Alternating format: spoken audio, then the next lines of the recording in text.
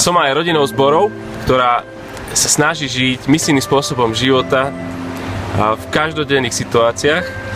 A sme tu ako skupina Slovákov, ktorá sme sa prišli učiť od nich na Soma School, ktorú oni vedú. A chodíme zo zboru do zboru, kde sa učíme o rôznych veciach, o misijnej identite ľudí, o evanjeliu, ako prinášať do každej situácii našich životov.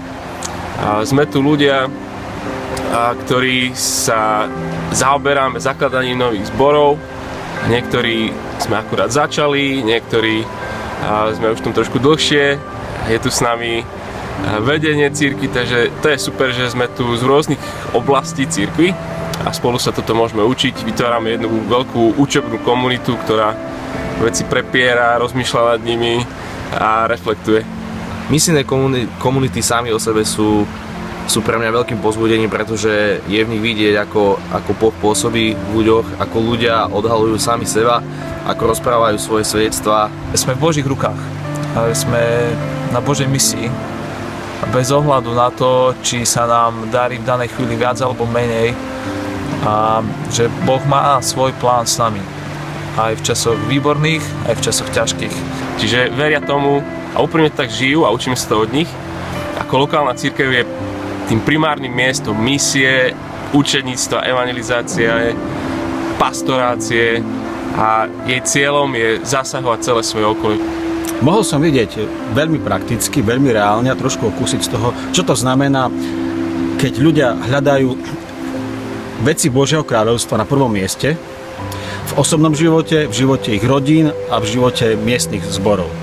A bol som veľmi oslovený tým, ako všetko, čomu sa venujú, o čom premýšľajú, čo chcú robiť, zalievajú úprimnými modlitbami.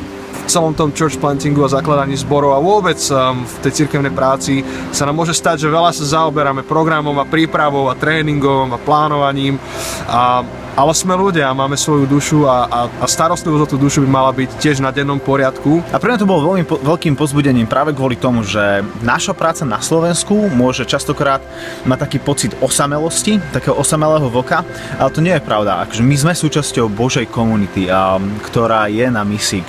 Ja som nesmierne vďačný za týchto 10 dní so Slovákmi a znovu som bol povzbudený, že táto vízia učeníctva skrze zakladanie zborov nevzniklo v hlave ani Američania, ani Slováka, ale že to je Božia vízia a sme s Laurel, s manželkou, strašne vďační, že môžeme byť súčasťou jeho príbehu na Slovensku. A bolo to až premáhajúce vidieť, ako žijú za hranicou svojho komfortu. Je veľmi nadchýnajúce vidieť cirkev v Amerike, tú, ktorú sme navštívili, ako cirkev, ktorá nie je založená na nejakej hierarchii, ale jednoducho na láske, na vzťahoch, na nádeji, na písme.